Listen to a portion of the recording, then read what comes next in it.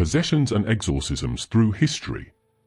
They say evil never sleeps, but sometimes it borrows a body. From whispering demons in the ancient world to priests battling unseen forces in candlelit chambers, possession stories have haunted every corner of human history. Tonight, we'll explore 5 cases that made people question where madness ends and the supernatural begins. For a real one is not. Welcome to IYCBEJE Presents, Creepy History, and this time, we're diving headfirst into the twisted world of possessions and exorcisms through history. The Loudun possessions. In 1634, the quiet French town of Loudun became the stage for hysteria and horror. It began when the Ursuline nuns, cloistered in their convent, started to scream at night. They claimed invisible hands touched them, whispers taunted them, and shadows danced along the walls. Their alleged tormentor? Urbain Grandier, a handsome priest with enemies in high places. Grandier had publicly mocked church corruption, angering both clergy and nobility. So when the nuns accused him of summoning demons, his fate was sealed. The convent turned into a theater of agony. Crowds gathered to watch as nuns thrashed, spoke in tongues, and described visions of winged beasts crawling across the ceilings. Some claimed they were forced to perform obscene acts under demonic influence. Exorcists, nobles, and soldiers filled the convent, turning the sacred halls into a circus of faith and fear. Grandier denied everything, insisting it was a plot. But when a written pact with the devil surfaced, allegedly signed by him and sealed in blood, he was doomed. The parchment, later proven a forgery, listed demons by name, each agreeing to serve Grandier. He was tortured until his leg shattered, then burned alive in the town square. The air was filled with screams, from him and from the nuns still writhing in a possession. Historians now call it mass hysteria, weaponized by politics and religion. But the townsfolk whispered for generations that something evil really had visited Loudun, and it never fully left. Anneliese Michel, the real exorcism of Emily Rose. In the 1970s German countryside, a devout young woman named Anneliese Michel began hearing voices that mocked her prayers. She saw demonic faces everywhere, in the walls, the crucifix, even her reflection. Doctors diagnosed epilepsy and depression, but the medicine only made her worse. Her family begged the church for help. At first, the priests refused.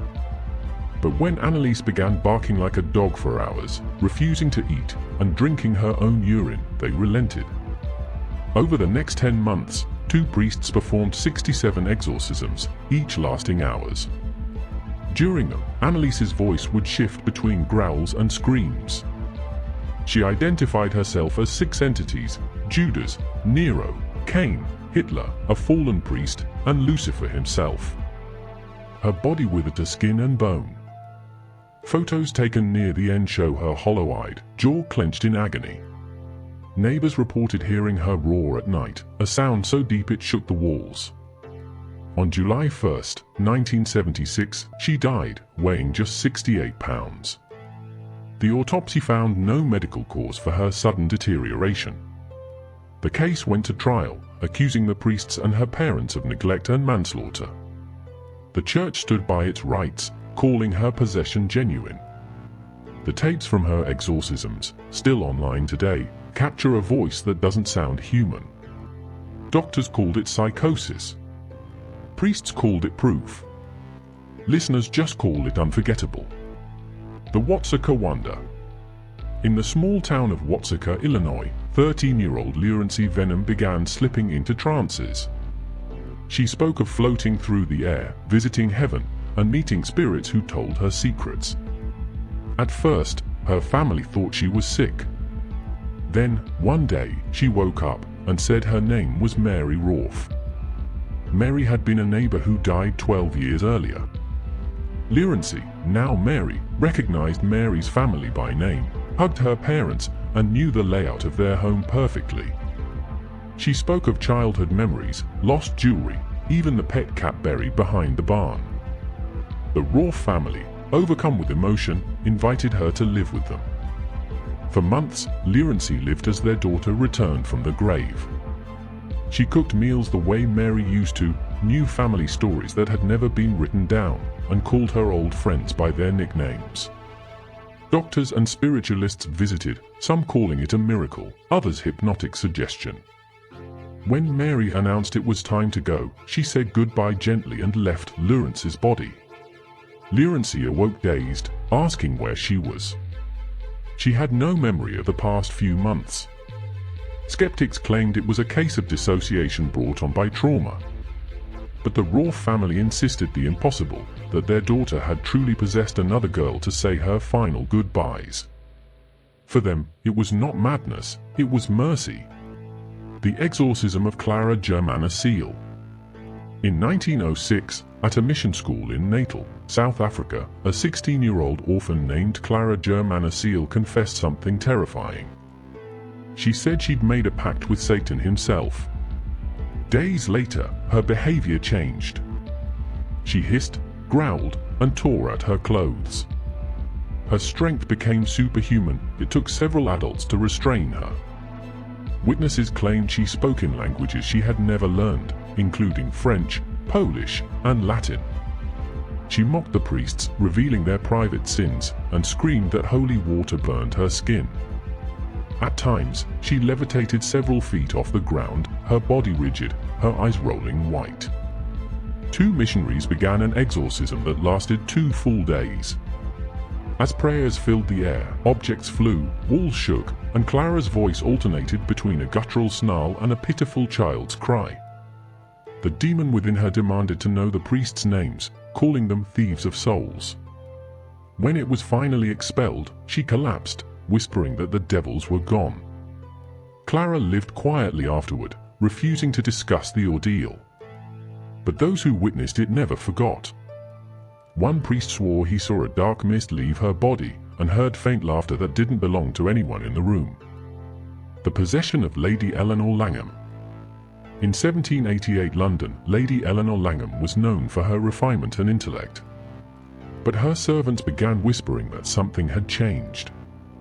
At night, they heard her speaking in unfamiliar languages. Her once graceful demeanor grew wild and unpredictable. She stared into mirrors for hours, murmuring to unseen figures. One evening, dinner guests reported her eyes turning black as she predicted the sudden death of a viscount, who, indeed, died that week. Soon after, she began holding strange midnight gatherings, lit only by dozens of flickering candles. Guests said she would convulse and chant until the flames bent sideways, as if blown by invisible breath. A physician and a vicar were summoned. They found her crouched in a corner, whispering to shadows, the walls crawling with soot from the extinguished candles. When they began to pray, she screamed in a voice not her own, hoarse, guttural, ancient. The vicar claimed it was Aramaic, though no one could understand the words. The exorcism was brief and brutal. Every candle went out at once, plunging the parlor into darkness. When light returned, Lady Eleanor had fainted. She was confined afterward, and within 2 years declared dead of fever. But servants swore they still heard her pacing the halls at night, muttering in that same foreign tongue. To this day, her London estate is said to echo faintly at midnight, like a woman whispering from beneath the floorboards. From medieval nuns to modern Germany, the idea of possession has haunted humanity for centuries.